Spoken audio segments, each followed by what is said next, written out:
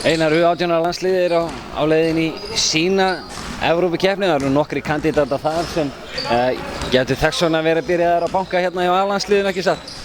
Jú, það eru hérna strákar sem hann sér alveg fyrir sér að gera tilkætt þetta á komandi árum. Það er náttúrulega óvenju gott úrval í A-landsliðinu af mönnum sem eru búin að vera í atvinnumennsku lengi, þannig að það er ekkert beinn og breiður vegur inn í A-landsliðshóp, en það er eftirlegir strákar sem maður svona hefur væntingar til þess að eiga eftir að gera tilkall þetta á komandi árum. Og einhverjar væntingar hafið þið væntanlega fyrir B-deildinni núna í Austurríki?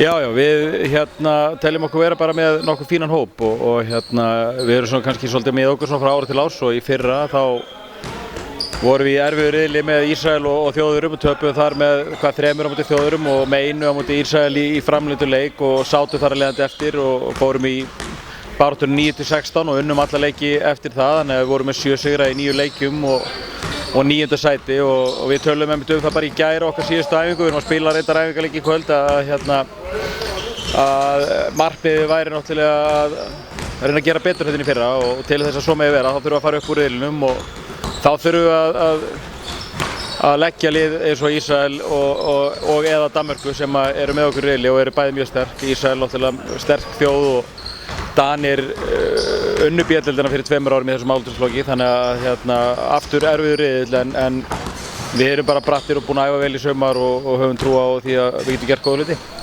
Þetta eru sprækir strákar sem margir hverjir hafa þegar látið kveða sér hérna í Dominos-deildinni sumir hverjir, þannig að maður hefur ekkert voðalega miklar áhyggjur af þessu U18 liði. Maður veit að þeir munu láta fyrir sig finna, en þú sem nýráðinn yfirþjálfari yngri landsliðanna á Íslandi, verkefnastaða þessa sumars, þetta hlýtur að vera fagnaðarefni?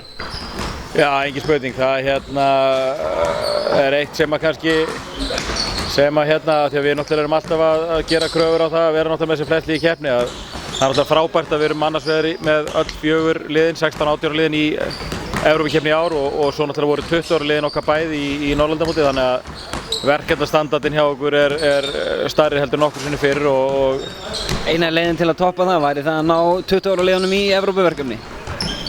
Já, ég meina til þess að loka hringnum, jú, vissulega, en meina, þú veist, fyrir sambandið að taka þennan pakka með 15 ára liðin í Danmörku, með 16 og 18 ára liðin í NM og EM og 20 ára á NM og svo rússina pilsvendur að fara til Berlínar með A-landslið okkar að smá þjóðleikar, þannig að þetta er búið að vera gríðarlega stórt dæmi og langstærsta verkefni sem að sambandið hefur ráðist í, þannig að það er bara gaman að vera að taka þátt í því.